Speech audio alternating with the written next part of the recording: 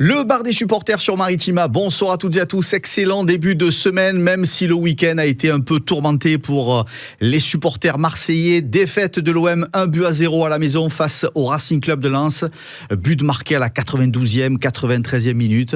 Et le BDS Maritima qui est réuni aujourd'hui pour essayer de décrypter un petit peu ce qui n'a pas été samedi soir. Bonsoir Karim Attab. Salut les amis. Bonsoir Jacques Bail. Salut les amis. Qu'est-ce qu'on se dit quand on n'est pas que journaliste et quand on n'est pas que chroniqueur radio et qu'on est avant toute chose supporter de l'OM, avec la manière avec laquelle cette défaite est arrivée? Alors, je peux pas dire ce qu'on se dit, parce que ce ne sont pas des mots qui sont audibles à la radio, mais voilà, ça pique. Ça nous embête. Ça nous embête vraiment de voir le résultat et surtout de voir la manière, le contenu, pas dans son ensemble, parce que, encore une fois, je me répète, comme souvent, j'ai revu le match, donc la première mi-temps était quand même beaucoup mieux que les précédentes, et oui, quand même. Non, mais ça, c'est sûr. Et pas ensuite, quand même, c'est sûr. Et ensuite, par contre, la deuxième a été quand même d'une stérilité sans nom, même si tu as deux grosses, voire deux très grosses occasions dans les 10 dernières minutes qui auraient pu te permettre. Mais bon, comme le dit souvent Jacques, le diable se cache derrière les détails. Je pense que, encore une fois, mais c'est très facile de dire ça, si l'action de la 30e seconde elle est mieux jouée par Dedic qui s'applique plus ou qui donne le ballon en retrait à Gouiri, si quand Gouiri frappe, le gardien ne fait pas l'arrêt du match pour détourner le ballon sur la barre transversale, c'est toujours, mais c'est une constante pour l'OM. Tant que le premier but n'est pas marqué à domicile, c'est compliqué.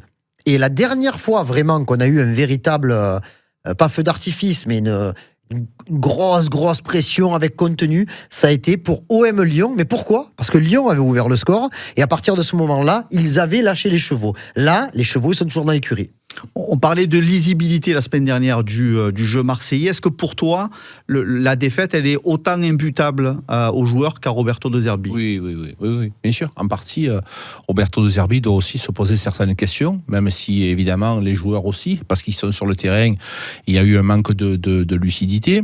Je rejoins Karim sur le fait que la première mi-temps, elle a quand même été différente de celle que nous avions vue à Nantes, parce que la première mi-temps de Nantes, elle avait été inquiétante. Celle-là, tu te dis, bon, allez, ça va aller, parce que ils sont en train de subir, et puis voilà, ça va le faire. Il faut marquer ce premier but. Mais avec des si, j'allais te dire, frérot, si je gagne au million, j'ai plus de soucis. Donc le si ne doit pas faire partie de notre discours. Et le coach doit en tenir compte. J'ai vu aussi des comportements qui commencent à m'interpeller. Ne confondons pas avec m'inquiéter. M'interpeller en me disant, il y a eu ça, il y a eu Greenwood, il y a eu Luis Enrique.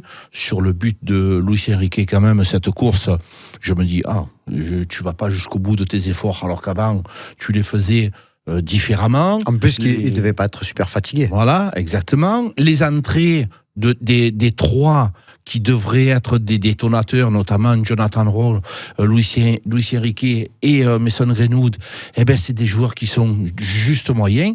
Donc voilà, je m'interroge sur le comportement de ces joueurs. On pointait du doigt la semaine dernière le cas Mason Greenwood. On rappelle qu'en conf de presse, Roberto De Zerbi avait mis, comme on dit à Marseille, un petit calbot au jeune Anglais. Est-ce que c'était logique pour vous de voir Mason Greenwood démarrer le match sur la touche?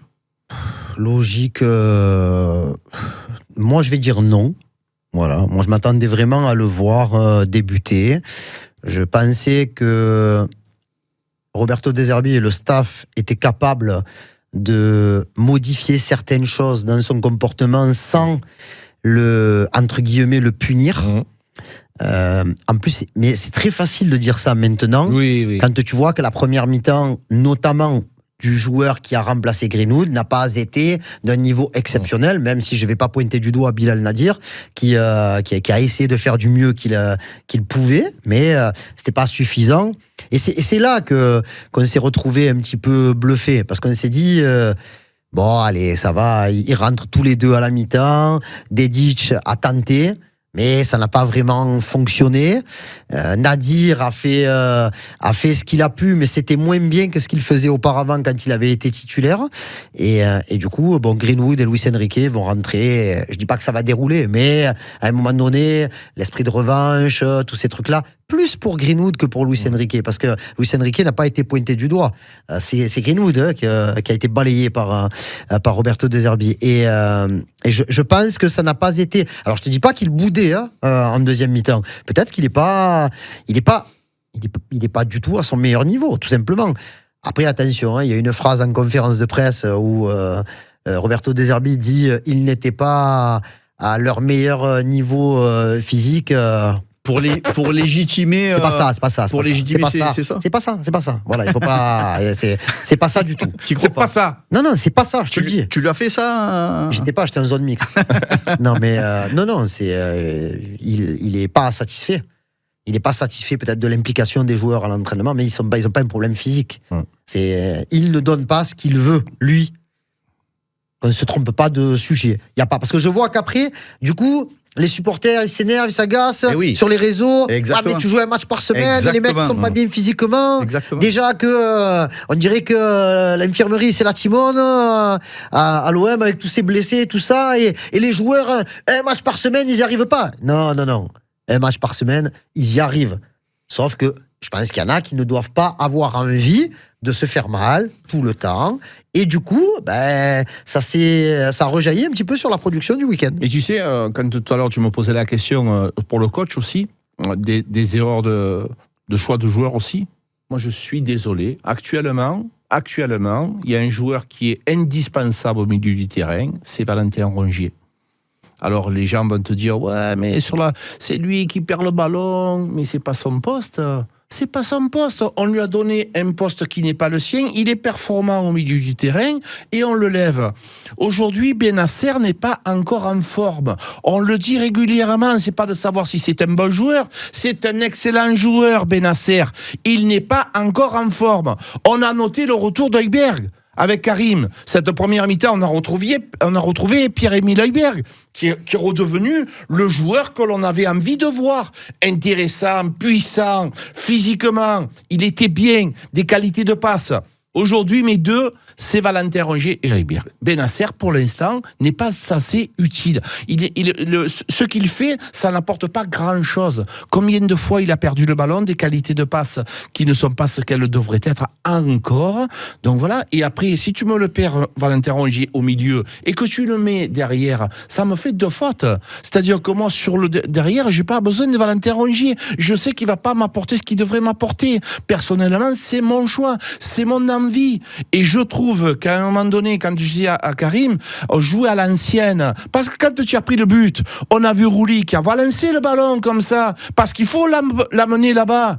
Mais c'était trop tard. Quand il te reste un quart d'heure, que ça fait 60 ou 70 minutes, que tu joues de la sorte, que tu n'es pas arrivé à marquer. Arrête avec ça. Arrête. Après, juste par rapport à ce que dit Jaco, il y a deux trucs, moi, le premier truc que tu dis, et sur lequel je suis pas totalement d'accord, c'est pas parce qu'il fait une passe ratée et qu'il a l'étiquette défenseur qu'il faut qu'il rate la passe. Donc, qu'il soit milieu de terrain ou défenseur, parce que la passe, là où il l'a fait, elle est dans la moitié de terrain adverse. Oui. Et donc, il se rate. Donc, ça, pour moi, ça n'a rien à voir, ou pas grand-chose à voir avec le fait qu'il était défenseur. Après, je suis d'accord avec toi que Rongier doit être milieu de terrain, sauf que là, il y avait quand même du dépannage à aller chercher. Qu'on ne soit pas d'accord avec le choix de Rongier défenseur, c'est le choix de De Zerbi.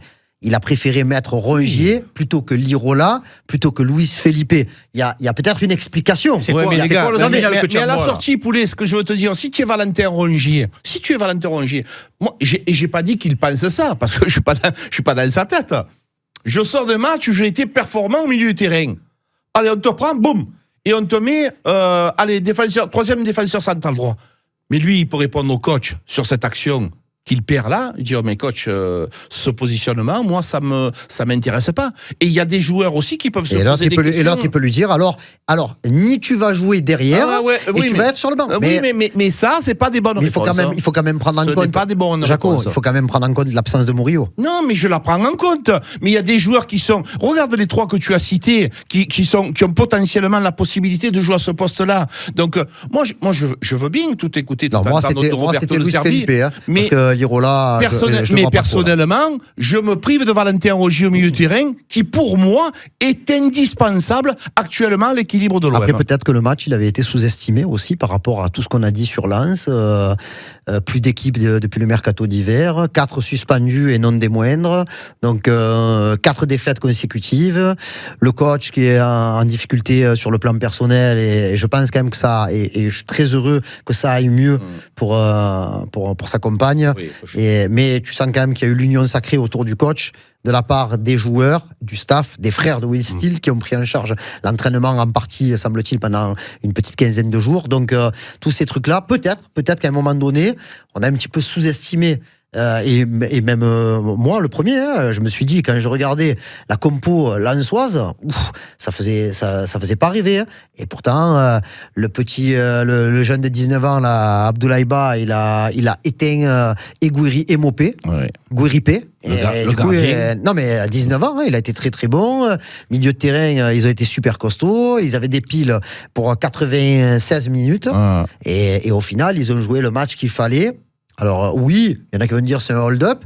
On n'oublie pas quand même l'énorme arrêt de Rouli sur la percée d'Andy Diouf et le ballon perdu par Rongier en fin de deuxième période qui au final ne débouche pas sur une catastrophe. Mais voilà, ils ont joué le coup jusqu'au bout et eux, Luis Enrique n'a pas fait la course jusqu'au bout. Il a fait tranquille en mode footing. Machado qui avait beaucoup couru, qui avait pris des coups, puisqu'il prend un gros coup de Rongier, il a été jusqu'au bout de son action pour donner le ballon à Ainaoui. Donc voilà, il y a quand même un truc, et je pense que Balerdi disait en zone mixte, la mentalité. Voilà, la mentalité, il faut l'améliorer. Et ce match-là te montre que la mentalité n'a sans doute pas été la bonne. Je pense qu'à un moment donné, peut-être au bout de 60, 65 minutes, quand ce jeu de possession, de maîtrise, de je fais tourner en rôle adversaire, quand ça ne marche pas, il faut passer à la vitesse supérieure. Et on l'a bien vu. C'est pas parce que tu mets 6 joueurs à vocation offensive sur le terrain que tu vas réussir plus facilement à désarçonner les adversaires. Première titularisation de Dedic sur le côté droit.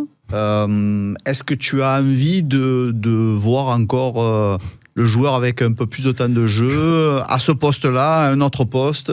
J'ai envie de le revoir, oui, mais pas le match qu'il a fait. Ça a été compliqué. Je l'ai vu faire des passements de jambes où il s'est emmêlé les pinceaux. Il n'y a que lui qui croyait à ses passements de jambes. Son adversaire, il a dû se dire bon, mais vas-y, tricote. Et moi, quand tu as fini ton tricot, je vais te récupérer le ballon. Non, il n'a pas été bien du tout. Bilal Nadir n'a pas été bien du tout. Donc voilà, il y a beaucoup de joueurs qui sont passés en dessous. Moi, sur la méthode, Marco, je veux bien. Cette méthode, elle a ses limites. Et on est en train de les atteindre. Et si tu ne prends pas conscience de ça, tu risques de le payer cher. Parce que ça fait quand même 3 matchs difficiles. Même s'il y a eu une victoire contre Nantes, on l'a répété, c'était un match où tu n'as pas été capable de marquer 3, 4, 5 buts, ce que tu étais capable de faire en début de saison. Donc l'Olympique de Marseille a besoin de changement, d'une prise de conscience que cette méthode, elle commence à gêner. Quand vous avez reçu la compo, au coup d'envoi, vous vous êtes dit quoi? Parce qu'il y avait quand même plusieurs modifications. Est-ce que vous étiez confiant? Est-ce que vous vous êtes dit, principalement, on ne comprend pas pourquoi Mason Greenwood et Luis Enrique ne sont pas titulaires? Tu peux pas dire, tu ne comprends pas pourquoi Greenwood n'est pas titulaire. Il te l'a expliqué de A à Z la veille, le coach. Sauf que, je répète, je ne pensais pas qu'il irait jusqu'à le mettre sur le banc. Parce que Mason Greenwood, parce qu'un match par semaine, parce que même s'il est moins bon, il marque des buts. Contre Nantes, il n'a pas été mauvais. Il a été un peu meilleur que sur certaines. Efficace. Et il est quand même avant-dernier passeur sur le but de Gouiri pour le ballon en cloche pour Rongier. Et après, même s'il a l'aide de 2 défenseurs nantais. Voilà, quand il faut mettre le ballon dans le petit filet opposé, il le met. Donc voilà. Oui. Pour le reste de l'équipe, Dedic, Rongier en défense. Non mais Rongier, moi je savais que c'était son option prioritaire.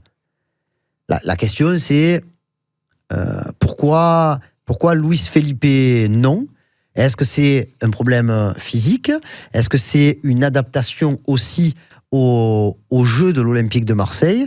Ce que fait Murillo, Rongier ne peut pas le faire exactement, mais il peut fignoler. À la rigueur, celui qui peut plus faire ce que fait Murillo, c'est Lirola. Sauf qu'il a fait peur quand il a joué la semaine d'avant contre Nantes. Voilà. Incroyable. Mais Luis Felipe, c'est un vrai défenseur central. Un vrai. Il va pas faire ce que fait Balerdi, c'est-à-dire prendre le ballon et essayer de passer entre 3 joueurs, aller porter le ballon, le danger jusqu'aux 25 mètres adverses. C'est un mec qui récupère, qui a un bon jeu au pied, le jeu long et compagnie, mais c'est pas quelqu'un qui va passer derrière le piston pour pouvoir centrer, créer des décalages. Donc je pense que c'est pour ça, et encore une fois que la lecture de l'équipe adverse, que l'on voyait un peu trop comme des victimes, nous, je me rappelle que pendant le match, à un moment donné, je dis à Jaco, non mais c'est bon, c'est une question de minutes. Oui, mais j'ai pas dit de quel jour. Ouais. Voilà, c'est au final... non mais bon, tout ça pour dire que moi j'ai pas été surpris de Rongier. J'ai été surpris par Dedic, surtout qu'ils le mettent à droite.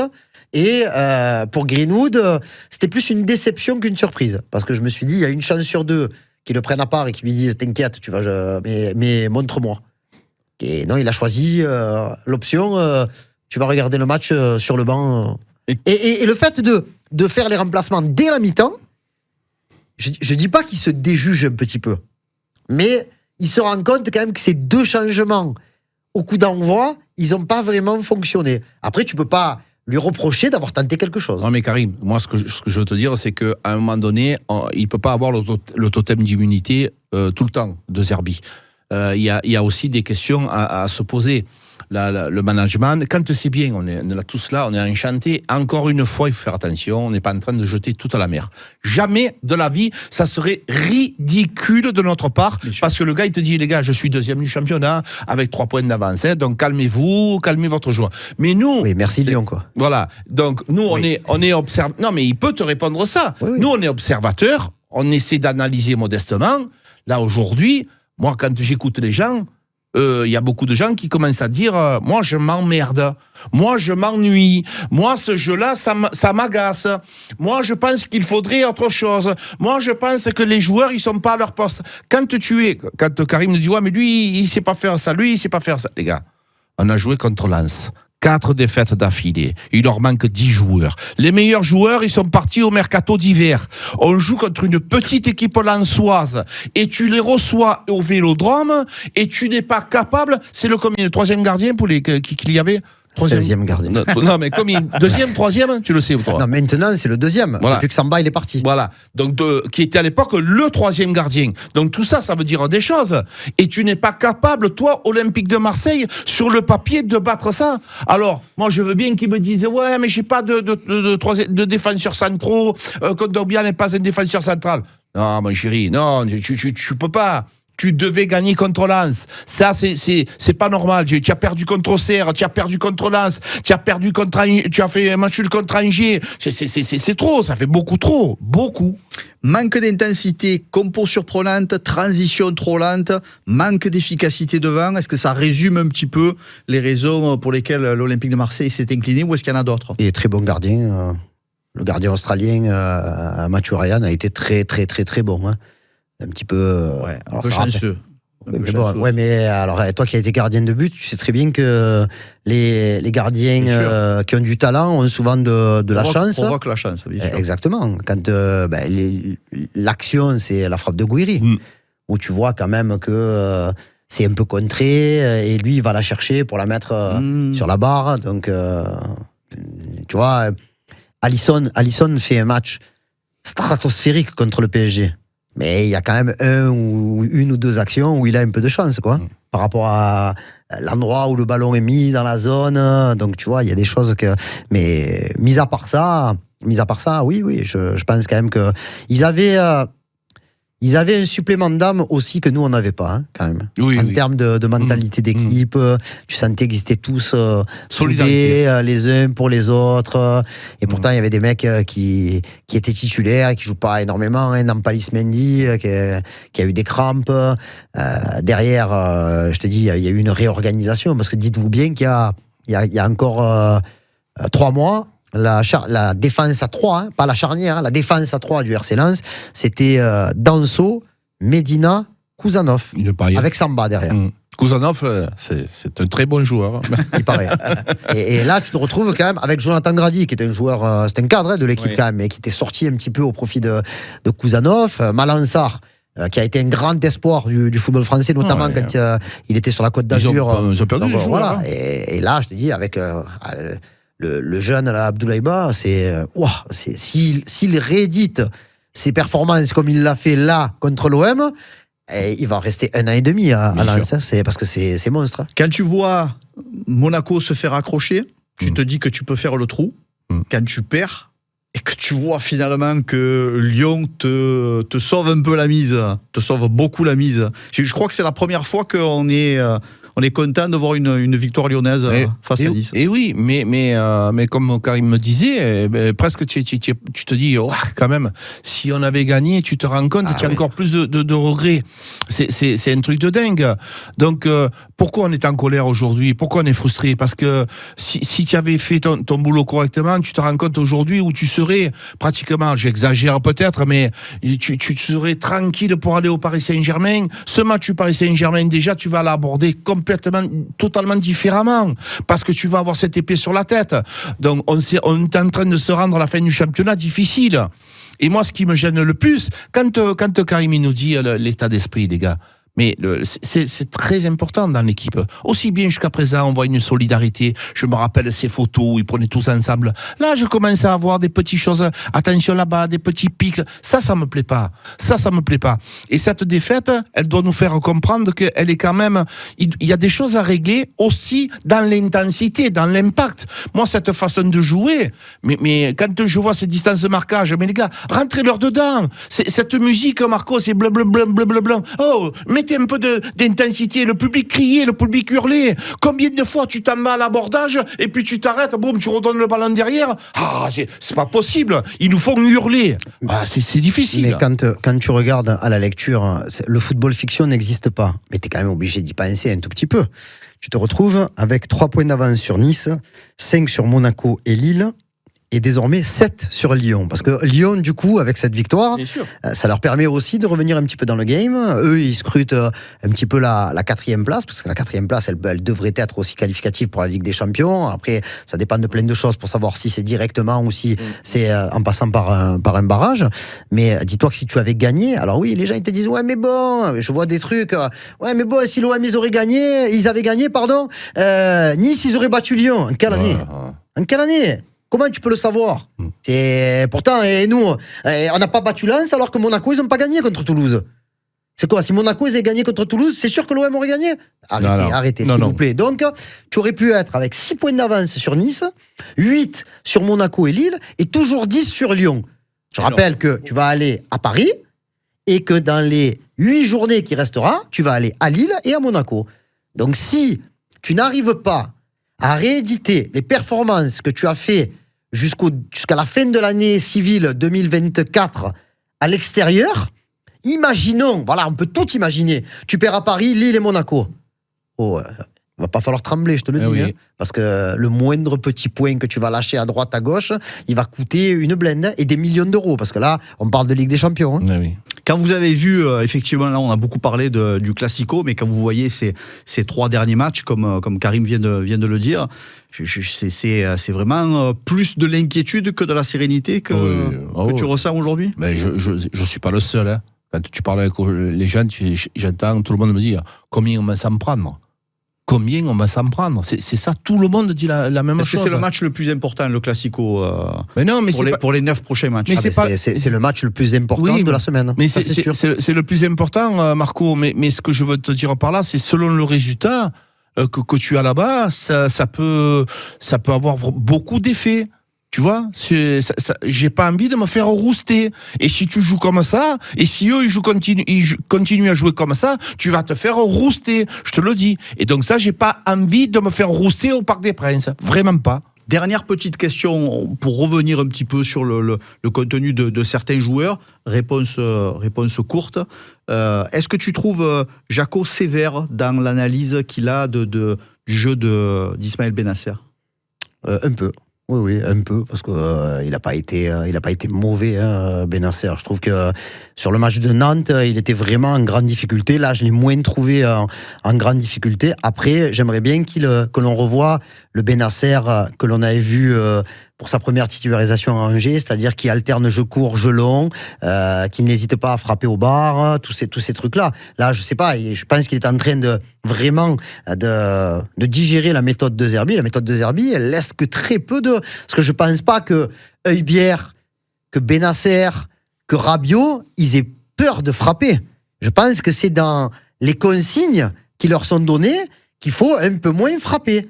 Donc, non, mais c'est ça, là, tu bien sûr. Frère. Si quand tu es au cash, il ne faut pas frapper, non, là, bon, je ne sais pas comment pouvoir marquer. Ce sont des joueurs qui sont de la capacité de frapper de 25 mètres. Et ils ne le font pas à 20 mètres. Donc, je me pose des questions. Donc, voilà, après Bennacer, moi, je n'ai pas d'inquiétude véritable. Hein, et j'espère que dans un match contre le Paris Saint-Germain, il montrera que le véritable apport de son arrivée. Quoi. Allez, PSG-OM, c'est dimanche soir, 20h45, le Classico. Semaine très particulière. Et comme c'est une semaine très particulière, à semaine particulière, dispositif particulier.